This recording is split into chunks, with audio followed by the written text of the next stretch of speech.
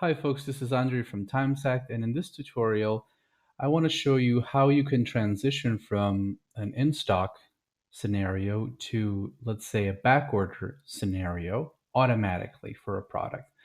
Let's take a business case with this product, for example. Let's say I have only a few items left. I'm interested in restocking this item, so I'm going to put this item on sale with a 10% discount.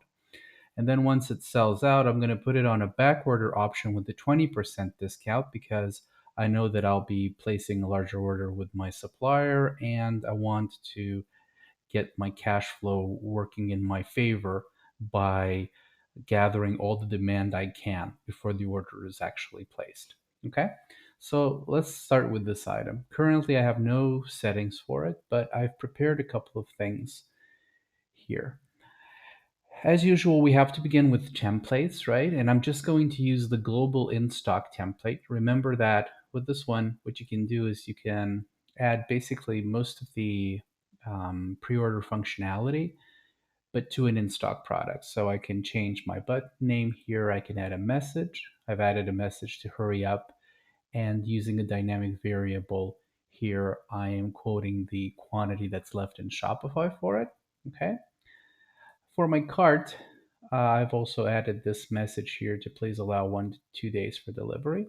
I wanted to show you also in the message that this is a good scenario to add a countdown timer, just to put a little bit more pressure to make that sale and have them, go for it. And for my badge, I'm just naming it now in stock in green, okay? So this would be my template for it, okay? And let me show you my template for the pre-order option I wanted for this one. I just want to move this a little bit so that, okay, I can see it now with the in-stock to back order. Always try to give this like a suggestive name, okay? And I've called it back order for 20% off. I've prepared this and the message. Also, I'm using a dynamic variable for my shipping date. And what I'm actually going to do is I'm going to set it as a period because I don't know exactly when I'm going to be restocking, but I'm going to assume that, it's going to be 2 weeks from when the order is placed. So I'll show you how you can set that as well. For my cart, again, I'm just quoting the shipping date, and for the badge, I put a bigger badge to say back order for 20% off. Okay, so these would be my current templates for this. Now all we need to do is actually add in a product, and we can begin in the in-stock tab, hit add products, and let's look for, the classic varsity top. Okay, as you'll notice, I have stock for it in Shopify. Now I'm just going to add it here. Okay, I'm going to go, so this opens up directly in the pre-order stuff, which is good because I want to set this as well. I'm going to set it to pre-order only when out of stock because that's what makes sense. I'm going to put in the 20% discount here, and I'm also going to select my template. You can see it here, in stock to back order, the one I showed you earlier. And the last step here would be for me to set that shipping date that I'm going to use, and I'm going to set it as a period to be calculated 2 weeks from when the person is actually going to place their order. So this looks good. We're done with the pre-order part. We just move on to the in-stock part. We want to make sure that this is activated as well. Okay, and here I just want to set my 10% discount because I said I'm gonna put this on sale to try to move things faster. All right, so this looks good. Just gonna save this. And now basically because we have that stock in Shopify, the in-stock is active, okay?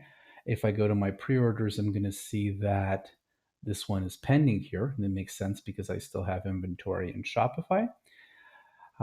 If we refresh this page, we should now see the item, okay, with the badge, and also this countdown timer I've set to try to make the sale. Hurry up, only 10 items left. Okay, so this is looking good. If I add it to my cart, I'll get that message that I've set to please allow for 1 to 2 days for delivery. So everything here looks good. And now all we want to do is we want to transition to the actual back order for this one. So what I'm going to do to simulate this is I'm going to go into Shopify and actually remove that quantity that I had for that product. If you remember, it was like 10 pieces. It's just asking me to log in here. Okay, great. And now all I want to do is change this available to 0 to simulate like everything having been sold in my in-stock sale, right? Okay, so it's 0 now. Now if we move to the app, we're going to see we're in the pre-orders tab, okay, and the product is now active. And if you go and you watch the in-stock tab, in the in-stock tab, it's going to say that you don't have any stock for it, which again makes sense. And now if I go back to the page here and I refresh this, I'm going to see the bigger discount applied, my badge with the 20% off, the button, the text, okay? And we have a shipping date that's automatically calculated to be 2 weeks in the future. So it's going to be March 14th. Everything looks good here. So if I add this to my cart, backorder item, product ships on March 14th. Okay, and that's it.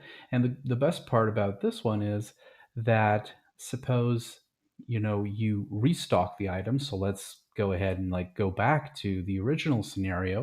All right. So if I were to go into Shopify and make this available now, so I'll just add in like, let's say I got another 10. I could basically, loop this process and never have to go into the app really, because now you're going to see that the in stock is active because we have inventory, all right?